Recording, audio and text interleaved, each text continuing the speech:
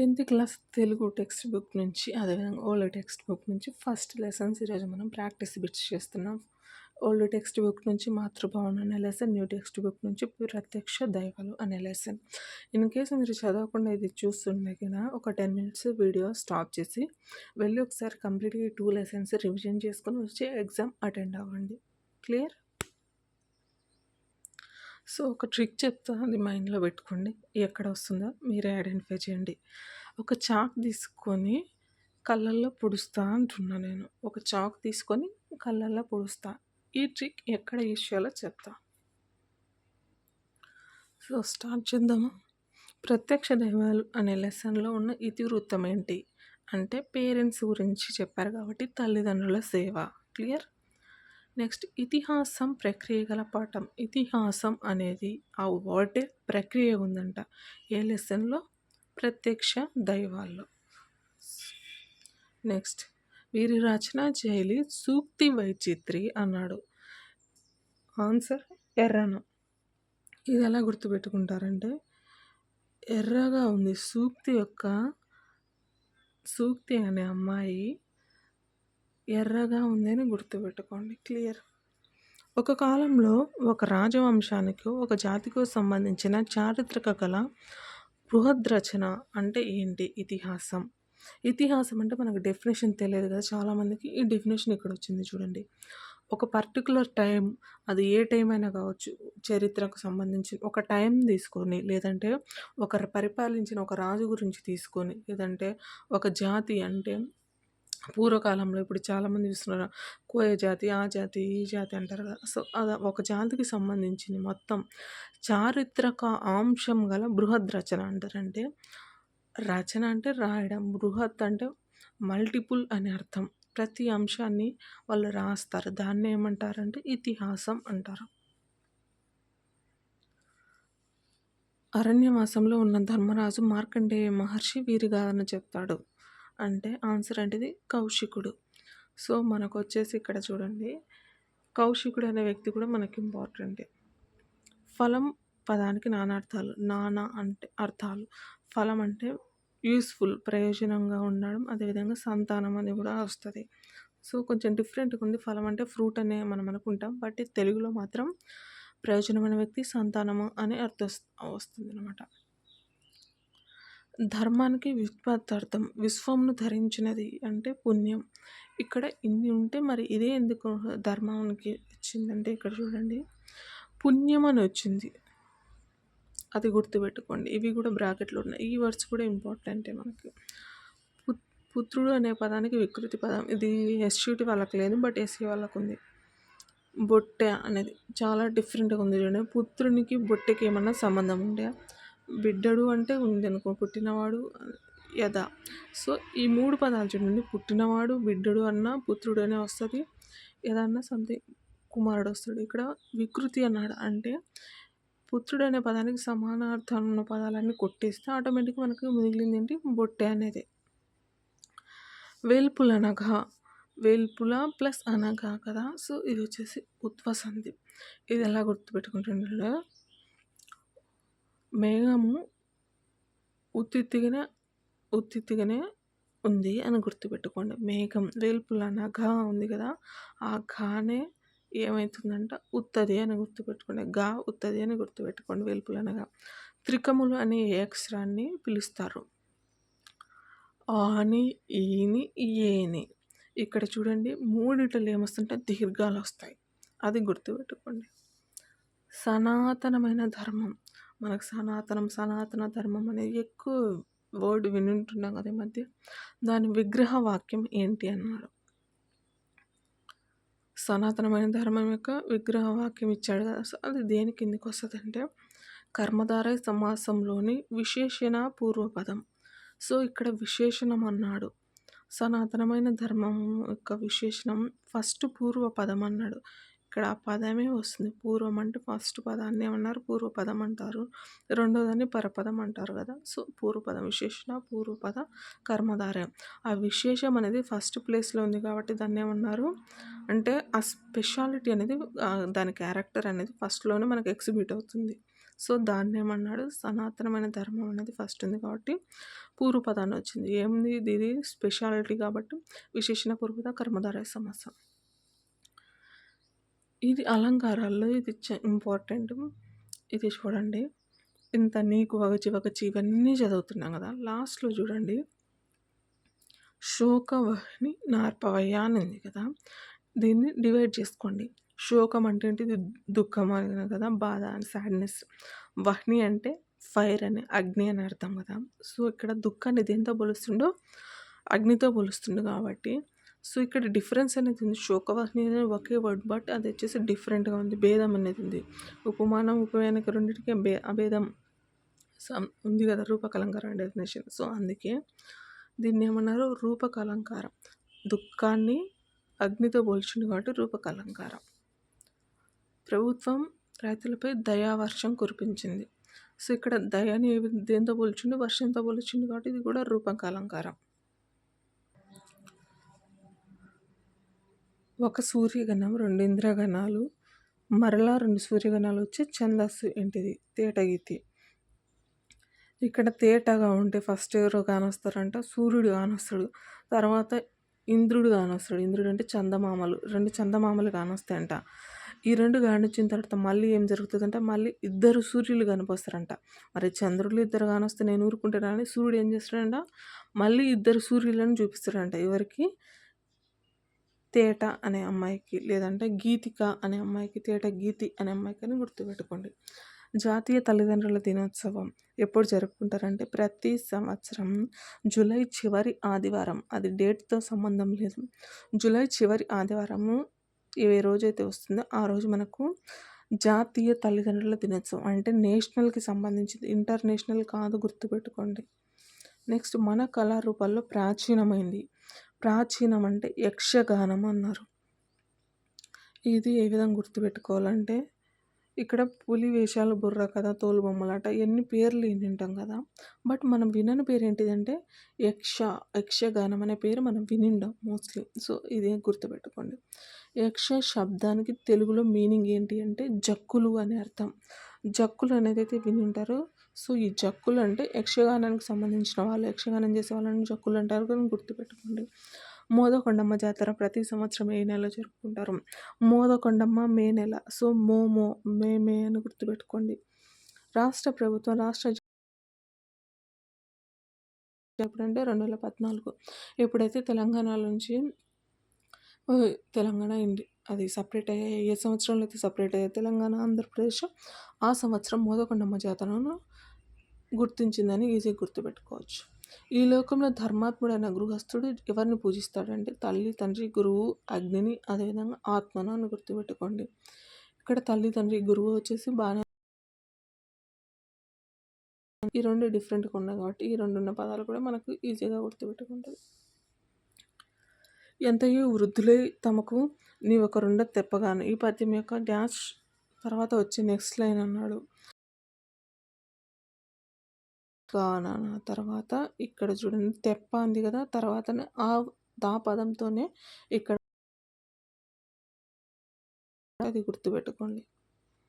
లేదంటే ఇక్కడ వృద్ధులు అని వచ్చింది. వృద్ధులు ఎవరంటే తల్లిదండ్రి, వృద్ధులు. క్లియర్. అమరులు అనే పదానికి మీనింగ్ ఏంటిదంటే దేవతలకు ఇంకొక పేరేంటిది, అమరులు. ఇక్కడ స్టార్టింగ్లో చెప్పాను కదా ట్రిక్, చాక్ తీసుకొని కళ్ళు పడిచానంటే చూపిస్తా. ఇక్కడ చక్షు అనే పదానికి సరైన పదాలు ఏంటంటే కన్ను, నయనం అనేది, లేదా నేత్రం అన్న, అక్షి అన్న కూడా అదే వస్తుంది కదా. సో ఇక్కడ చక్షు అనే వర్డ్ డిఫరెంట్గా ఉంది, గుర్తుపెట్టుకోవడం కష్టం కాబట్టి అప్పుడు చాకు ఫస్ట్ 2 లెటర్స్ చాకు తీసుకొని కన్ను పొడిచాను. సో ఎవరు పొడిచింది, నయన అనే అమ్మాయి పొడిచింది. ప్రత్యక్ష దైవాలు పాఠ్యభాగ కవి ఎవరు అంటే ఎర్రన అనే వ్యక్తి. ప్రత్యక్ష దైవం ఎలా కనిపించిందంటే మనకు ఎర్రగా వచ్చింది అని గుర్తుపెట్టుకోండి. 2,4 పాదాల్లో 5 సూర్యగణాలు వచ్చేది. సో ఇక్కడ చూడండి, కన్ఫ్యూజ్ కావద్దు. 2వ లైన్లో 4వ లైన్లో ఎన్ని వస్తాయంటే 5 సూర్యగణాలు వస్తాయి. దాన్ని ఏమన్నారు, ఆట వెళది. ఆటలో సూర్య సెకండ్ ప్లేస్లో, అది 4th ప్లేస్లో. ఎంతమంది రాగా ఆడాడో 5 times ఎక్కువగా ఆడాడు అని గుర్తుపెట్టుకోండి. సో, ఇక్కడ మీకు డౌట్ రావచ్చు. డీఎస్సీ, ఎస్‌జిటి తెలుగు అని ఉంది కదా! మరి ఇది ఎస్సీ వాళ్ళకి ఏ విధంగా ఉపయోగపడుతదంటే, సేమ్ కంటెంట్‌ని డీఎస్సీ, ఎస్‌జిటి తెలుగు అని పెట్టాడు. అదేవిధంగా డీఎస్సీ, ఎస్సీ తెలుగు అని పెట్టాడు. మీకు అది కావాలంటే మీకు డీఎస్సీ ఆ బుక్‌లో కూడా రివ్యూలో కూడా నేను అదే చెప్పాను. కంటెంట్ అంతా సేమే ఉంటుంది. మనకి ఎస్‌జిటి వాళ్ళకి ఎస్‌జిటి బుక్‌లో 10థ్ క్లాస్ వరకు, వాళ్ళకి ఇంటర్ వరకు ఇచ్చారు. అంతే డిఫరెన్స్. లోపల ఉన్న మ్యాటర్ మొత్తం వచ్చేసి సేమ్‌గా ఉంటుంది.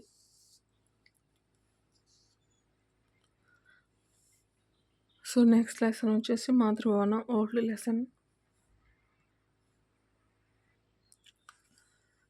ఈయన రచనలు ఏమేమైతున్నాయో, ఆ రచన దేనికి సంబంధించింది, విమర్శకు సంబంధించిన కావ్యాల, రచనల అనేది ఇచ్చాడు.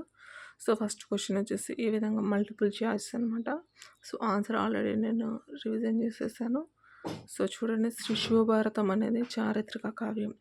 శ్రీనాథుని కవి రామరాజ్యం వచ్చేసి కవితను శ్రీనాథుని విమర్శ చేశారు. వాస్తు వచ్చేసి వాస్తును మనం ప్రింట్ చేయలేం కాబట్టి అముద్రిత రచన. ఇది వచ్చేసి ఆర్డర్ అన్నాడు. ఆర్డర్ వచ్చేసి ఇక్కడ చూడండి, ఈ ఈ ఆ ఆ. సో, ఇక్కడ చూడండి, ఆ ఏమనేది ఫస్ట్ వస్తుంది, తర్వాత వా వస్తుంది, తర్వాత ఈ మా ఆజ్ఞ అనేది వస్తుంది, తర్వాత లాస్ట్లో వచ్చేసి యాయు సూత్రము అనేది వస్తుంది. శివరాజంతట మేల్సుండంగ ధరలో స్నిగ్ధాదంబు ఛాయలో. సో, ఇది వచ్చేసి పద్యపాదం గుర్తించమన్నాడు. దీని ఆన్సర్ వచ్చేసి నవ సౌదామిని అనేది. తర్వాత ఏమొచ్చేదంటే స్నిగ్ధ తర్వాత సౌదామిని వస్తుంది. సౌదామిని, నవ్య సౌదామిని అనే వాళ్ళు వస్తారని గుర్తుపెట్టుకోండి. హరహర బ్రహ్మ బురిటి బిడ్డలా చేసి డాష్ అంటే అక్కడ ఉన్న హరి, హర, బ్రహ్మరాధులు వీళ్ళందరినీ చిన్నపిల్లల్ని చేసి భోజనం పెట్టింది ఎవరు? అనసూయ అనే ఆమె పేరు. యమధర్మరాజు పాశం దించి పతిభిక్ష కొన్నది. సో, ఎవరు? సావిత్రి అనేటమ్మ. ఓష్టము అంటే పెదవి అని అర్థం. ఉద్వత్తి అంటే గర్వం అని అర్థం. సో, ఇది వచ్చేసి పద్యపాదంగా కూర్చోండి అన్నాడు. ఈ లైన్స్ ఇచ్చి ఆర్డర్లో పెట్టమన్నాడు. మా అనేది స్టార్టింగ్లో వస్తుంది, తర్వాత మా తొందరగా అనేది, తర్వాత మా తొందరగా సన్మార్గంలో పోయేది అనేది లైన్ అనమాట. ఫస్ట్ మా, తర్వాత తొందరగా, తర్వాత మార్గం, తర్వాత బోయ అంటే పోవడం అని అర్థం. పతి నిమిత్తం సూర్యభగవాన్ని నుదయం సుమతి అనేటామ. మస్తు ధ్వనులై పోరే అంటే ఈ పద్యానికి ముందు వచ్చే పాదాన్ని ఇక్కడ ముందు అన్నాడు కాబట్టి.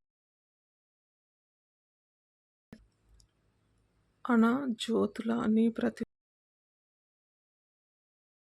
జ్యోతుల అనేది ఫస్ట్ వస్తుంది అని గుర్తుపెట్టుకోండి. ఈయనకున్న అంటే కవిశార్దుల అనేది తప్ప మిగిలినవన్నీ అవధాన, పంచానన, కవి వసంతన, కవి సింహ ఇవన్నీ స్టార్టింగ్లో చెప్పాను కదా. క్వశ్చన్స్ టెక్స్ట్ బుక్ ఏ విధంగా చదవాలన్నప్పుడు మీకు ఇక్కడ చూపించే ఉంటాను. ఈయనకు నేపథ్యం, ఈయన బిరుదులు ఇదిగోండి. అవధాన, పంచన, కవి వసంత. సో, ఈ విధంగా క్వశ్చన్ ఫ్రేమ్ చేసినప్పుడు క్వశ్చన్ ఫ్రేమ్ అయింది మనకి.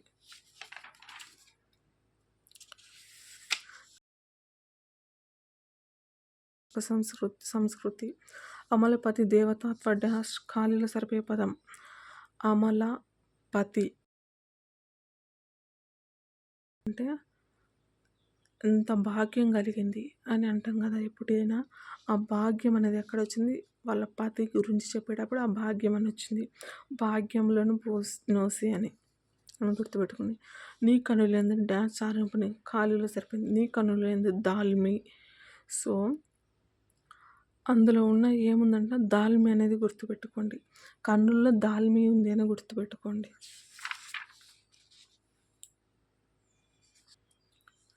ఇక్కడ చూడండి, పుల్లేస్త బ్రహ్మ కుమారుడు ఎవరంటే విశ్వవసు. ఈయన కుమారులు రావణుడు, విభీషణుడు, కుంభకర్ణుడు అన్నమాట. సో, మెరుపు లేదా హరాదిని అనే పర్యాయపదం దేనికి వస్తుందంటే సౌదామిని. సౌదామిని అనే వర్డ్ ఇచ్చి మీనింగ్ అంటే పర్యాయపదం ఏదంటే హ్రాదిని, మెరుపు. నయనానికి పర్యాయ పదాలంటే అంబకం, చక్షు. ఇక్కడ చూడండి ఇంతకుముందు ప్రత్యక్ష దేవాల లెసన్లో వచ్చింది కదా, చక్షు అంటే నయనము, అదేవిధంగా నేత్రము కన్ను అని, అక్షి అని. సో అక్కడ అంబకం అని కూడా యాడ్ చేసుకోండి. అక్కసము, ఆవేశము అంటే దేనికి సమానార్థక పదం అంటే ఈసు అనే పదానికి ఈసు. నెక్స్ట్ ఔద్ధత్యం, నానార్థాలు. ఔద్ధత్యం అంటే అతిశయం, గర్వం. అక్కడ ఇంతకుముందు ఉధృతి సంథింగ్ ఉద్వత్వం అనే వర్డ్ కూడా వచ్చింది, అది కూడా ఇక్కడ రాసుకోండి. నెక్స్ట్ స్నిగ్ధం అంటే వికృతి పదం రాయమన్నాడు, ఇక్కడ ప్రకృతి అడగల, వికృతి అడిగాడు. స్నిగ్ధం అంటే నిద్దము అనే అర్థం. నెక్స్ట్ అనలుడు అంటే ఏంటిది అంటే లోకమునకు జీవాధారమైన వాడిని ఎవరంటారంటే అనలుడు అంటారు. బోన్ సలేసుడు, ఇక్కడ చూడండి బోన్ వచ్చింది కాబట్టి అక్కడ బోన్ ఉంది తెలుపుతుంది కాబట్టి ఆ బోన్ ఉండేది ఎవరికి, ఈసుడు, సలేషుడు అని గుర్తుపెట్టుకోండి. ఈ వ్యక్తికి బోన్ ఉందని తెలుపుతుంది కాబట్టి అక్కడ క్యారెక్టర్ చూపిస్తుంది. ఆ క్యారెక్టర్ అని చూపించే వర్డే ఫస్ట్ వస్తుంది కాబట్టి ఇక్కడ గుణసంధి. జత్వ సంధికి పదాన్ని గుర్తించండి. జస్త్వ, భవదాజ్ఞ. ఇక్కడ జస్వంతు, భవ్య అని గుర్తుపెట్టుకోండి. అస్మత్ శబ్దము విడదీయమని, అస్మత్ ప్లస్ శబ్దము, అస్మత్ శబ్దము. ఇక్కడ చూడండి అస్మత్ ప్లస్ శబ్దము చాలా సిమిలర్గా ఇచ్చాడు. ఇక్కడ నా అస్మన్ అని ఇచ్చాడు, అస్మహ్ ఇచ్చాడు, అస్మాత్ ఇచ్చాడు. సో కన్ఫ్యూజ్ కాకుండా జాగ్రత్తగా ఇలాంటి పదాలు వచ్చినప్పుడు చూసుకోండి. భాగ్యములు పోసి అంటే సంధి ఏంటిదంటే భాగ్యం ఉంటే అందరినీ గడగడలాడించవచ్చు అని గుర్తుపెట్టుకుని, గడగడలాడించడం అంటే గసుడ దవాతి సంధి. నుగాగమ సంధి పదాన్ని నుగాగమ, ఇక్కడ ముసుగు తన్నుకుంటే నుగాగమం అని గుర్తుపెట్టుకోండి, ముసుగుండే ధర. పతి భిక్ష అంటే ఏ సమాసము, పతి భిక్ష. చతుర్థి తత్పురుష సమాసము లేదా చతుర్థి తత్పురుషము. మదోన్మాదము విగ్రహం, ఒక మదం వలన ఉన్మాదము వచ్చింది ఎవరికి, వాళ్ళకి. పురిటి బిడ్డలు సమానము అంటే ఇక్కడ సమాసం ఏమడిగాడు అంటే సప్తమి తత్పురుష సమాసం. మనకు సమాసాలు నేర్చుకునేటప్పుడు సమాసాలలో ప్రథమ పురుష, మధ్య పురుష సంథింగ్ అలాంటి పరుషములు సంథింగ్ ఇవన్నీ నేర్చుకుంటుంటాం కదా. సో అప్పుడు మనకు వస్తుంది. విభక్తులు అవన్నీ నేర్చుకునేటప్పుడు వీటి గురించి వస్తుంది, అప్పుడు క్లియర్గా చూసుకోండి. అందులో డెఫినేషన్లోనే మనకు ఆన్సర్ చూసి పెట్టేయచ్చు. సీస పద్యంలో ఎన్ని ఇంద్రగణాలు ఉంటాయి, సీసలో 6 ఇంద్రగణాలు ఉంటాయి. 6 రూపీస్ పెన్, సీసం 6 అని గుర్తుపెట్టుకోండి, సీసం 6. అన్నాసిక సంధిలో వర్గ ప్రథమ అక్షరాలు నామాలు పరమైతే ఏవి వస్తాయి, అదే వర్గ అనునాసికాలే వస్తాయి. సో అన్నాసిక సంధిలో అదే వర్గ అనునాసికాలు వస్తాయి. వర్గ ప్రథమ అక్షరాలకు నామానాలు పరమైతే అనునాసికాలు పరమైతే. సీస పద్యాన్ని గుర్తించే సత్యాలు. సో సీస పద్య లక్షణాలు తెలిస్తేనే కదా అవి గుర్తించడం వచ్చేది. సో సీస పద్యానికి ప్రతి పాదంలో 8 గణాలు ఉంటాయి. ఇంపార్టెంట్. అవి ఏ గణాలని చెప్పలే, ఇక్కడ 8 ఉంటాయి. ప్రాస యతి అనేది దానికి ఉంటుంది. ప్రతి పాదంలో 3వ గణం మొదటి అక్షరం యతి, 3వ గణం యొక్క మొదటి అక్షరం అది. దీనికి ప్రాస నియమం అనేది ఉంటుంది. యాక్చువల్గా సీస పద్యాలకు ఉండదు. సో అప్పుడు ఆన్సర్ ఏంటిది, ఆ ఈ ఈలు. సమయాన ఈ పదంలోని సంధి పేరు వచ్చేసి లు ల నల్ల సంధి. సమయానికి నల్లగా అయిపోయింది అని గుర్తుపెట్టుకుని, సమయం నల్లగా అయింది, లు ల నల్ల సంధి. ఇంద్రగణాలు అంటే ఏమేమి వస్తాయంటే నల, నగ, సల, భ అనే అక్షరం, రా, త. ఇక్కడ చూడండి నల, నగ, సల, భారత అని గుర్తుపెట్టుకోండి. నల్లగా నగలతో సలసల కాగేది ఎవరు, భారతి అనే అమ్మాయి గుర్తుపెట్టుకోండి. ఇంద్రగణాలు అంటే ట్రిక్ అది. సో ఈరోజుతో 10th class first lessons, old lesson అదేవిధంగా న్యూ లెసన్ కంప్లీట్ అయిపోయింది. ఐ హోప్ దీన్ని బట్టి మీరు ప్రాక్టీస్ చేసుకోవచ్చు. So next లెసన్తో